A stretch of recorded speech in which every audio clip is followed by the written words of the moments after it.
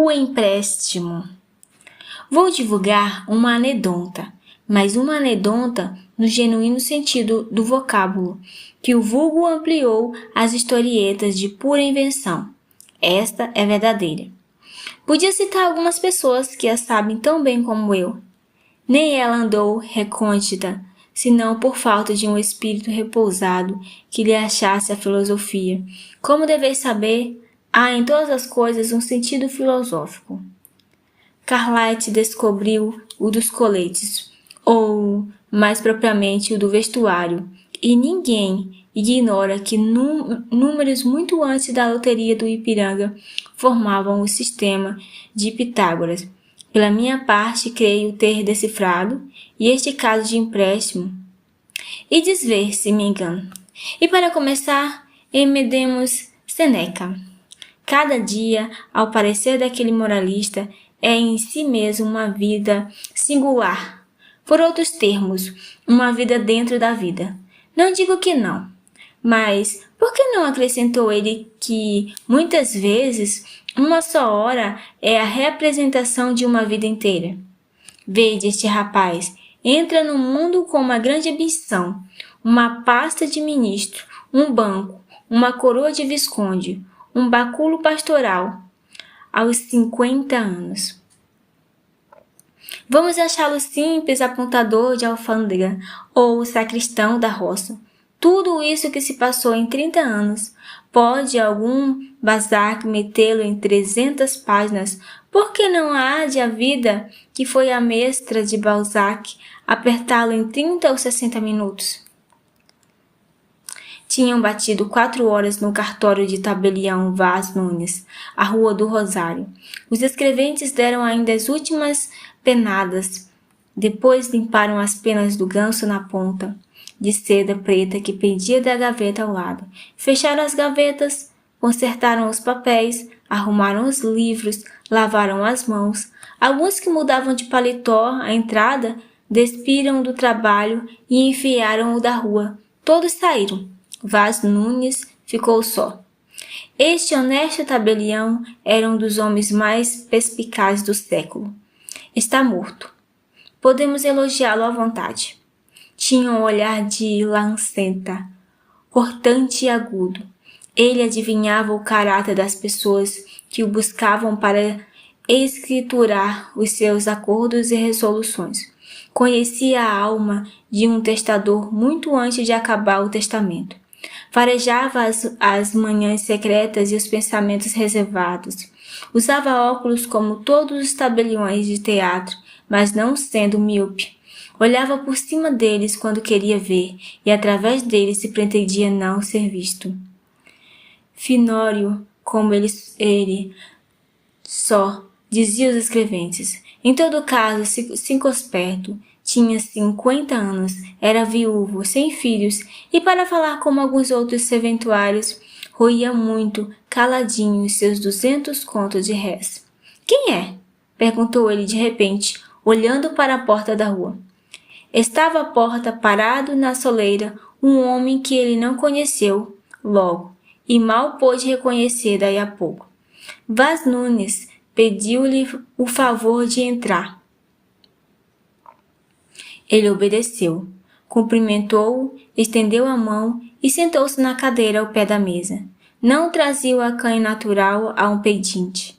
Ao contrário, parecia que não vinha ali senão para dar ao tabelião alguma coisa preciosíssima e rara. E não obstante, Vaz Nunes estremeceu e esperou. Não se lembra de mim? Não me lembro.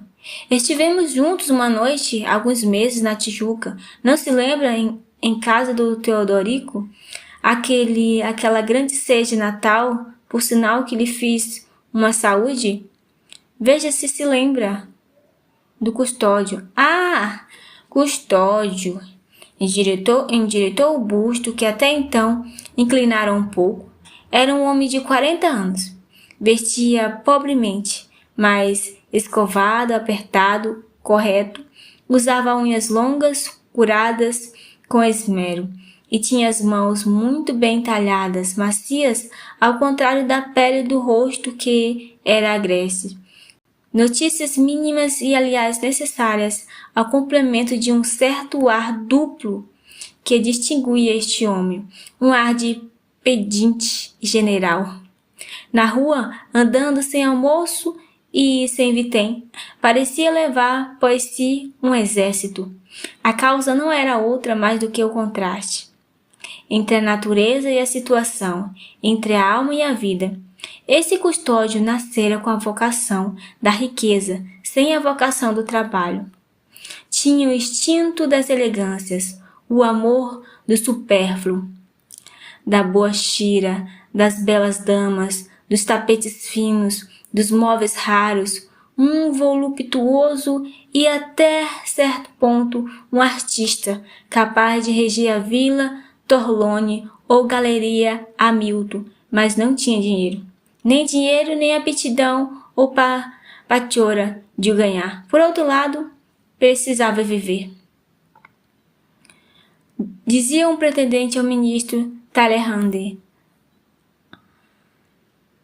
Ninguém dava essa resposta ao custódio, dava-lhe dinheiro. 10, outros 5, outros 20 mil réis, e de tais espúrtulas é que ele principalmente tirava o albergue e a comida. Digo que principalmente vivia delas, porque o custódio não recusava manter-se em algum negócio com a condição de os escolher, e escolhia sempre os que não prestavam para nada. Tinha um faro da catástrofe. Entre 20 empresas, adivinhava logo a insensata e metia ombros a ela, com resolução. O caiporismo que o perseguia fazia com que as 19 prosperassem e a 20ª lhe estourasse nas mãos. Não importava. Aparelhava-se para outra. Agora, por exemplo, leu um anúncio de alguém que pedia um sócio com 5 contos de réis para entrar em certo negócio, que prometia dar nos primeiros 6 meses 80 a 100 contos de lucros. Custódio foi ter com o anunciante. Era uma grande ideia, uma fábrica de agulhas, indústrias novas de imenso futuro.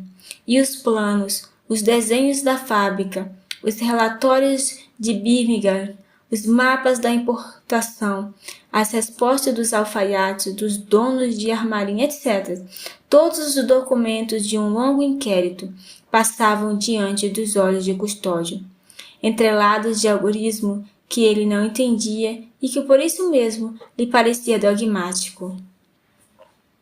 24 horas não pedia mais de 24 horas para trazer os 5 contos, e saiu dali cortejando, animado pelo anunciante que ainda à porta o afogou numa torrente de saldos, mas os 5 contos menos dóceis ou menos vagabundos que os 5 mil réis sacudiam incredulamente a cabeça e deixavam-se estar nas arcas, tolhidos de medo e de sono.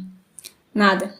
80 ou 10 amigos, a quem falou, disseram-lhe que nem dispunham agora da soma perdida, nem acreditavam na fábrica. Tinham perdido as esperanças. Quando aconteceu subir a Rua do Rosário e ler no portal de um cartório o nome de Vaz Nunes, estremeceu de alegria. Recordou a Tijuca, as maneiras do tabelião, as frases com que ele lhe respondeu ao brinde, e disse consigo que este era o salvador da situação. Venho pedir-lhe uma escritura. Vaz Nunes, armado para outro começo, não respondeu. Espiou para cima dos óculos e esperou.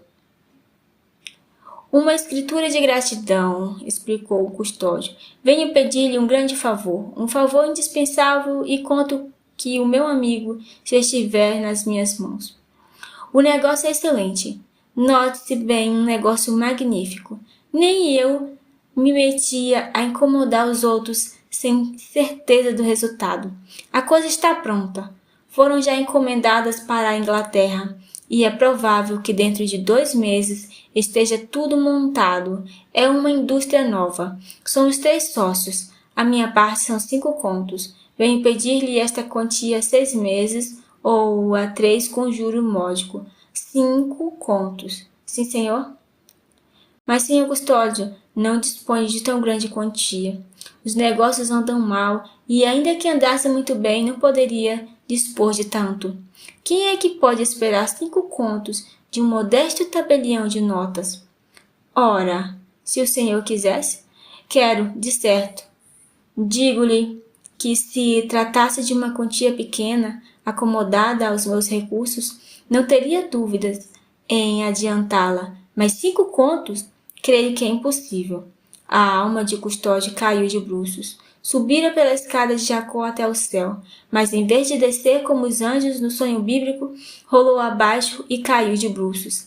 Era a última esperança, e justamente por ter sido inesperada é que ele supôs que fosse certa, pois como todos os corações que se entregam ao regime do eventual, o do Custódio era supersticioso. O pobre diabo sentiu enterrarem-lhe no corpo os milhões de agulhas que a fábrica teria de produzir no primeiro semestre. Calado, com os olhos no chão, esperou que o tabelião continuasse, que se compadecesse, que lhe desse alguma aberta.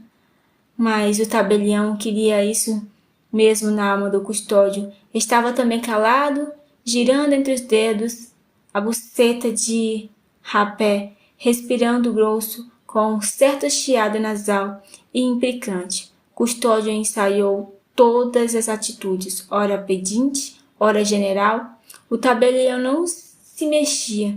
Custódio ergueu-se. Bem, disse ele, com uma pontazinha de despeito, há de perdoar o incômodo.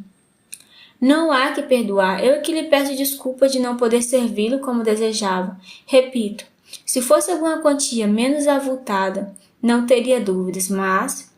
Estendeu a mão ao Custódio, que com a esquerda pegara maquinalmente no chapéu. O olhar empanado do Custódio exprimia a absorção da alma dele, apenas convalescida da queda que lhe tirara as últimas energias. Nenhuma escada misteriosa, nenhum céu, tudo voara a um piparote do tabelião. Adeus, agulhas. A realidade veio tomá-lo outra vez com as suas unhas de bronze. Tinha de voltar ao precário, ao adventício. As velhas contas com os grandes zeros arregalados e os cifrões retorcidos, a laia de orelhas que continuariam a fitá-los e a ouvi-lo e a fitá-los, alongando para ele os algoritmos implacáveis de fome. Que queda e que abismo! Desenganado, olhou para o tabelião com um gesto de despedida, mas uma ideia súbita clareou-lhe a noite do cérebro. Se a quantia fosse menor, Vaz Nunes poderia servi-lo e com prazer. Por que não seria uma quantia menor? Já agora abria a mão da empresa, mas não podia fazer o mesmo aos aluguéis atrasados a 2 ou 3 credores. É uma soma razoável, 500.000 réis, por exemplo. Uma vez que o tabelião tinha boa vontade de emprestá-lo, vinha a ponto. A alma do Custódio impertigou-lhe-se, vivia do presente, nada queria saber do passado, nem saudades, nem temores, nem remorsos. O presente era tudo. O presente era os 500.000 réis que iria ver surgir da algibeira do tabelião como uma alvará de liberdade. Pois bem, disse ele, veja o que me pode dar, e eu irei ter com outros amigos. Quanto? Não posso dizer nada a esse respeito, porque realmente só uma coisa muito modesta. 500.000 réis? Não posso. Nem 500.000 réis? Nem isso, replicou firme o tabelião. De que se admira? Não lhe nego que tenho algumas propriedades, mas, meu amigo, não ando com elas no bolso e tenho certas obrigações particulares. Diga-me, não está empregado? Não, senhor. Olhe, dou-lhe coisa melhor do que 500.000 réis. Falarei ao ministro da Justiça. Tenho relações com ele. E Custódio interrompeu, batendo uma palmada no joelho. Se foi um movimento natural ou uma diversão astuciosa para não conversar do desemprego, É o que totalmente ignoro, nem parece que seja essencial ao caso. O essencial é que ele teimou na súplica. Não podia dar 500.000 réis? Aceitava 200. Bastava-lhe 200, não para a empresa, pois adotava o conselho dos amigos, ia recusá-lo. Os 200.000 réis, visto que o tabelião estava disposto a ajudá-la, era para uma necessidade urgente, tapar um buraco. E então relatou tudo. Respondeu a franqueza com franqueza, era a regra da sua vida. Confessou que, ao tratar da grande empresa, tivera em mente acudir também a um credor, pertinaz, um diabo, um judeu que rigorosamente ainda lhe devia, mas tivera a aleivosia de trocar de posição. Eram 200 e pouco mil réis e 10. Parece, mas aceitava 200. Realmente, custava-me perdi-lhe o que disse, mas enfim, nem os 200.000 réis posso dar. Sim mesmo, se o Senhor os pedisse, estão acima das minhas forças nesta ocasião. Noutra pode ser, e não tenho dúvida, mas agora não imagino os apuros em que estou. Nem sem, repito, tenho tido muitas dificuldades nesses últimos tempos. Sociedades, subscrições, maçonaria. Custa-lhe crer, não? Não é? Naturalmente. Um proprietário. Mas, meu amigo, é muito bom ter casas. O Senhor é que não conta. Os estragos, os consertos, as penas d'água, as décimas, os seguros, os calotes, etc. São os buracos do pote, por onde vai a maior parte da água. Tivesse eu um pote, suspirou Custódio. Não digo que não. O que digo é que não basta ter as casas para não ter cuidados, despesas e até credores. Creia, senhor, que também eu tenho credores. Nem 100.000 réis. Nem 100.000 réis. Pesa-me dizê-lo, mas é verdade. Nem 100.000 réis. Que horas são? Levantou-se e veio ao meio da sala. Custódio veio também, arrastando, desesperado. Não podia acabar de crer que o tabelião não tivesse ao menos 100.000 réis. Quem é que não tem 100.000 réis consigo? Cogitou uma cena patética, mas o cartório abria para a rua. Seria ridículo. Olhou para fora na loja fronteira, um sujeito apressava uma sobrecasaca à porta, porque entardecia depressa e o interior era escuro. O caixeiro segurava a obra no ar. O freguês examinava o pano com a vista e com os dedos, depois as costuras, o forro. Este incidente rasgou-lhe um horizonte novo. Embora modesto, era tempo de aposentar o paletó que trazia, mas nem 50.000 réis podia dar-lhe o tabelião. Custódio sorriu. Não de desdém, não de raiva, mas de amargura e de dúvida. Era impossível que ele não tivesse. 50.000 réis, 20 ao menos, nem 20, não. Falso, tudo mentira.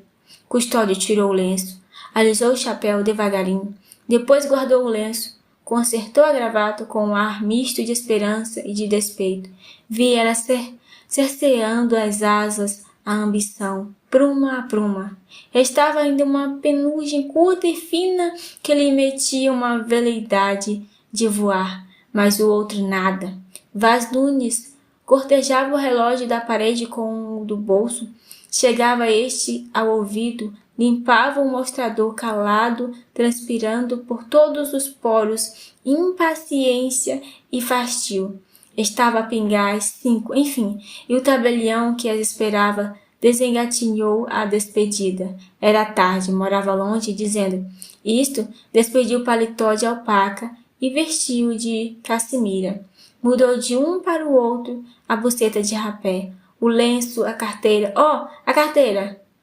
Custódio viu este utensílio problemático, apalpou com os olhos, invejou a alpaca, invejou a caçemira, quis ser a algibeira, quis ser o couro, a matéria mesmo do precioso receptáculo. Lá vai ela, mergulhou de todo no bolso do peito esquerdo. O tabelião abotoou-se, nem 20.000 réis. Era impossível que não levasse ali 20.000 réis, pensava ele. Não teria 200 mais 20, 10 que fosse. Pronto, disse Olivais Nunes, com o chapéu na cabeça. Era o fatal instante. Nenhuma palavra do tabelião, um convite ao menos, para jantar nada, findara tudo. Mas os momentos supremos pedem energias supremas. Custódio sentiu toda a força deste lugar comum e súbito, como um tiro. Perguntou ao tabelião se não lhe podia dar ao menos 10.000 réis. Quer ver? E o tabelião desabotoou o paletó, tirou a carteira, abriu-a e mostrou-lhe 2 notas de 5.000 réis. Não tenho mais, disse ele. O que posso fazer é reparti-lo com o senhor. Dou-lhe uma de 5 e fico com a outra. Serve-lhe? Custódio aceitou os 5.000 réis. Não triste ou de má cara, mas risonho, palpitante, como se viessem de conquistar a ânsia menor. Era o jantar certo. Estendeu a mão ao outro, agradeceu-lhe o obséquio, despediu-se até breve, um até breve cheio de afirmações implícitas. Depois saiu, o pedinte, e esvaiu-se à porta do cartório. O general é que foi por ali, abaixo, pisando rijo, encarando fraternalmente os ingleses do comércio que subiam a rua para se transportarem aos Arabaldes. Nunca o céu lhe pareceu tão azul, nem a tarde tão límpida. Todos os homens traziam na retina a alma da hospitalidade, com a mão esquerda no bolso das calças.